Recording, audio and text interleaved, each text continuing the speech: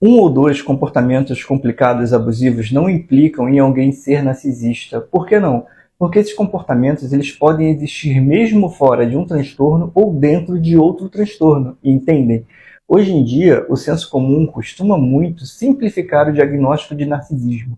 Qualquer coisa que o homem ou uma mulher faça que vá contra a minha forma de pensar, ou o meu jeito, ou me causou algum prejuízo, já é uma atitude ou a pessoa é narcisista. Fulano é narcisista.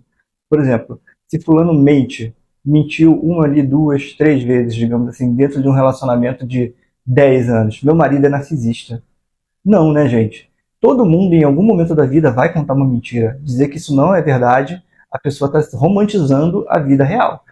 Mentiu quando era criança, mentiu quando era adolescente, vai mentir algumas vezes na vida adulta. Agora, se esse comportamento é recorrente, aí temos um problema. Quando a gente dá uma informação, a gente precisa dizer o seguinte: o meu marido sempre mente. Meu marido sempre mente, existe aí um problema. Mas essa questão de sempre mentir não faz dele um narcisista. Para entrar dentro do critério diagnóstico, precisam ter pelo menos 5 dos 9 critérios ali que existem no DSM-5-TR. Entendem? Então precisa de uma avaliação clínica também. Isso precisa ser por longos períodos. Não é porque aconteceu uma vez, duas vezes, ou aconteceu agora, vai acontecer daqui a 10 anos. Ninguém se torna narcisista aos 50 anos. Uma criança, um adolescente não são narcisistas, entende? Existe ali uma janela para a pessoa abrir um quadro.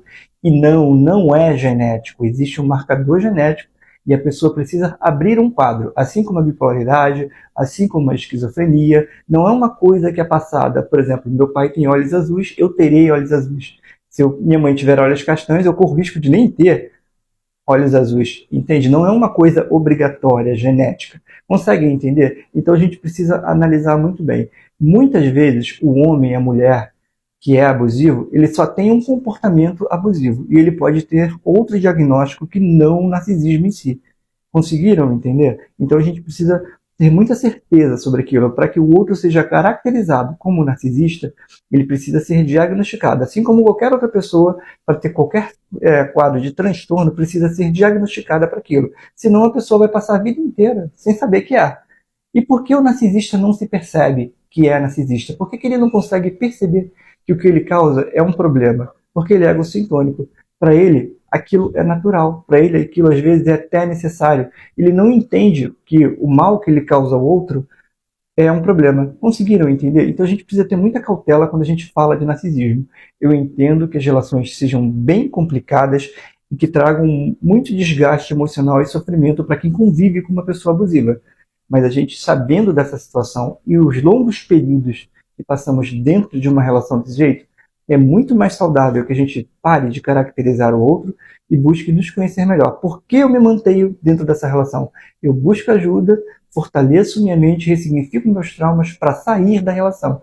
Isso é muito mais viável para mim do que simplesmente caracterizar o outro como narcisista. Por quê? Porque se eu caracterizo, eu só estou falando do problema.